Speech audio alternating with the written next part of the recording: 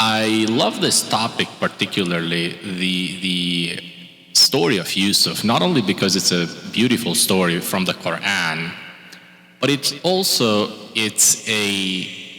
at the right timing, at a time when the Muslims are in need of this inspiration, when the Muslims need to rise. And we as Muslims don't need to rise in just one area. We need to rise in every single area. So when we look at the current situation, intellectually, Muslims as a whole value secular education more than Islamic education. Majority of the Muslims want their sons and daughters to be doctors, engineers, and so forth. But when it comes to Islamic education, that's a secondary thing that comes along. And that, as a result, has caused Muslims to be drifted away from building really any system with Islam in the heart of it. When we look at the economy, our economy is buried in riba, leaving us dependent and weak instead of independent and strong. Every single country must use dollar as its base. And for those of you who have studied the economy and how dollar came about, it's a way to keep you in shackles. Muslims, every single Muslim country that tried to change the dollar, what happened to it? Got overthrown, it got conquered, all of those things. So then we go to military. We can't protect ourselves. We depend on our enemies often to help protect us. We don't have our own military equipment, right? And this is particularly important as we see our brothers and sisters in Gaza being slaughtered and starved, and we can't do anything about it, right? So this is what we call in shackles, right? This is being in shackles. You can't protect yourself. Then we go to media. Our voice is absent in global media, leaving our message filtered. We must build platforms that represent us, but currently, we can't even hear our own voice. It's filtered, right? We go to social media, we post something, they shut it down. We have to be politically correct on everything that we speak. We don't have our own independent media. Even the independent medias that we have to speak in a filtered way. And then we go to governance and justice. Many of our governments and courts, unfortunately, are unjust. And we speak a lot about corruption, and many of us in here, we came here because of economic opportunities and because of governance and justice, and we didn't come here because of Islam, right? And finally, we are seeing the war on family and social life. Our identities are eroding as Muslims have stopped to respect their parents, their elders, and following the system of the Western lifestyles. So this is the situation of the Ummah currently. I want to go back to the story of Yusuf alayhi salam. But before we go there, we really want to dive in a little bit to really understand the economic element of it. Because we are all affected by it. We use Google to search. Who built Google? Google. We use ChatGPT to think. Who built ChatGPT? We use BMW, Mercedes, Toyota to drive. Who built those? We use iPhone, Samsung, and so forth to speak on the phone. Who built those? We use Boeing to fly. Who built that? We use YouTube to even watch these videos and conferences. Who built that? And all of these systems run in the riba. And the world economy is driven by riba. And that's why you have America $31 trillion in debt. How do we get there? Is there any country that doesn't have debt? No. What about Muslim countries? No. How does that work? And what we see is that almost all of the Muslim solutions that we have are actually kind of trying to get around this, not really starting from scratch, because they, according to them, they can't, right? So everything that we built is compromised. The other day, I saw a new thing, you know, like these brothers, mashallah, had come up with halal life insurance. So how do we get there, right? So we're trying to kind of like build on a boat that is dying. The economic system of the West, they have realized that this system, as they go into this debt system, they're going to die eventually. It's not going to continue forever. But somehow Muslims, the best they can think of, taking broken solutions and broken problems and try to kind of Islamize them. So what happens when you don't have your own markets and strengths? We're going to go back to the life of Prophet Muhammad ﷺ. We're going to go back to the incident of a woman in the Banu Qaynuqa market. In the beginning, when the Muslims went to Medina, they didn't have their own market, okay? They didn't have their own market. What did they have? There was a market called Banu Qaynuqa, who was the Jewish market, okay? So this woman went there, this Muslim woman went there, and she was buying something. And some of the people over there, then I untied her clothes in the back with a fork, and her entire thing, like her entire clothes, fell down. And there was an Ansari over there who saw that scene, what they did to her. So this was a non-Muslim market, okay? So the Muslims had just arrived to Medina. They didn't have their own market. So there was this Ansari. What he did, he actually, the person who did that, he went and he killed him. Because the Muslims back then, they valued the honor of their Muslimah.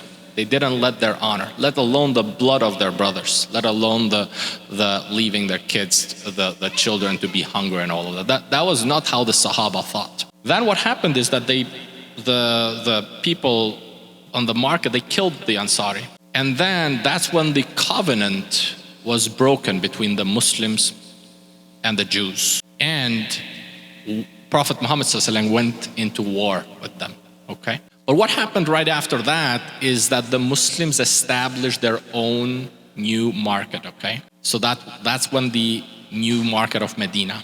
All of this is pretty early on, right? Like when we look historically, some scholars say within the first year, some scholars say within a matter of like weeks, but it was pretty early on when the new market was established. So initially it was the masjid. The masjid was the first thing, knowledge is the first thing, but then market and people need to buy and sell and eat. So you can't take that out.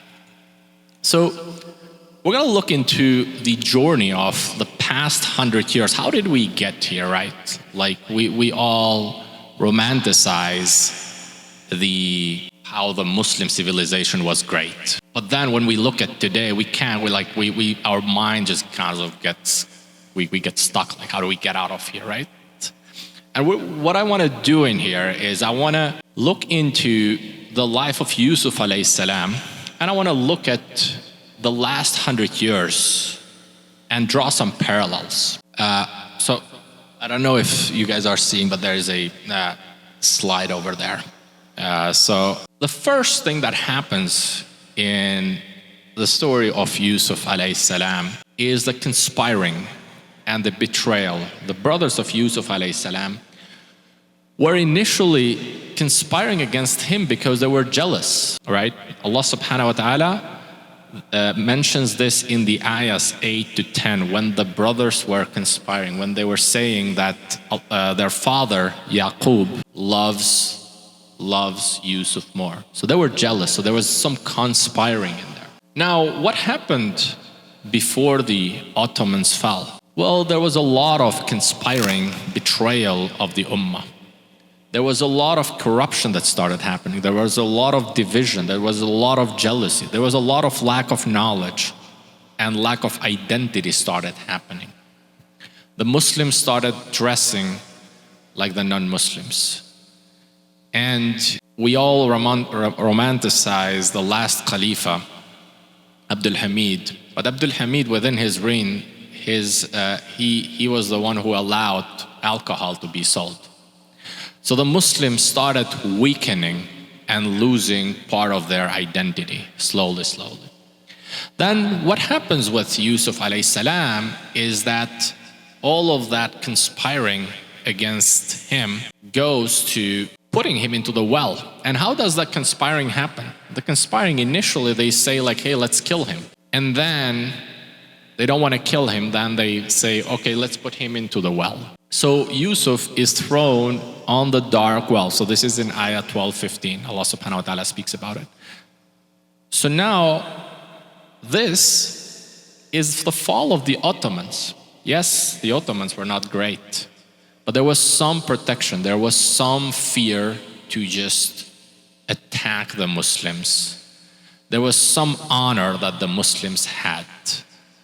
There was some izzah. And what followed the Ottomans was the colonization, removal of Arabic as the unifying language. So the first thing that Ataturk did is that he removed Arabic. He said that adhan needs to be called in Turkish. Can you imagine adhan being called in Turkish? He put all of the scholars in line and he killed every single one of them. These are all documented over there. Until Erdogan came, you could not wear a hijab in school in Turkey. Hijab. We're not talking niqab, we're not talking... So you can connect a little bit what happened. So that's the well, like, so the Yusuf is now in well. Now look at the fall of Ottoman, that's the well. Then what happens to Yusuf alayhi salam? They take him to the slave market. And Allah subhanahu wa ta'ala says, Prophet Yusuf is sold cheaply for a few silver coins. So they didn't know that he was going to be a prophet, right? Now what happens to after the Ottomans fall? What is that period? Well, we call that the lives and lands of Muslims for grab. So that's when, despite Muslims being the richest civilization the world has ever seen, they are treated like the worst civilization. What does Netanyahu say? He says the civilized world. He calls this the civilized world. What is he calling the Muslims? The uncivilized, right? So the lands are split with withdrawal, and then everybody is taking a piece of it.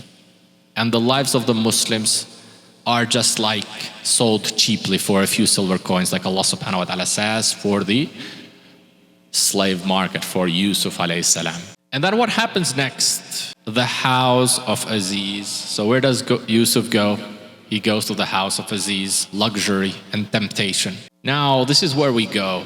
This is where we go with a bit of the present time, the last 20, 30 years, all of these Dubai, Saudi Arabia, these beautiful like skyscrapers. This is where we go, obey or suffer. What did the wife of Aziz say to Yusuf? She wanted to do marriage relationship with him. She wanted to do haram with him. And what did Yusuf say? He said, your husband has made me live in this beautiful palace. Now, what did he do? He had two choices. This is what the Muslims have today. You can fall into haram and you know what's going to happen. You're going to suffer. Or you can fall into that thing which she was calling him. So basically, this is the time when you either obey or suffer. You lose your deen and obey to the kuffar, or we will bring destruction to you. Same thing happens to all of the Muslims. And then what happens? The fifth one. So then Yusuf. So what do they actually say? So they say, so this is the global international justice. The ayah says they understood that there was something wrong in it. They understood that there was, because the Aziz, he saw the shirt. It was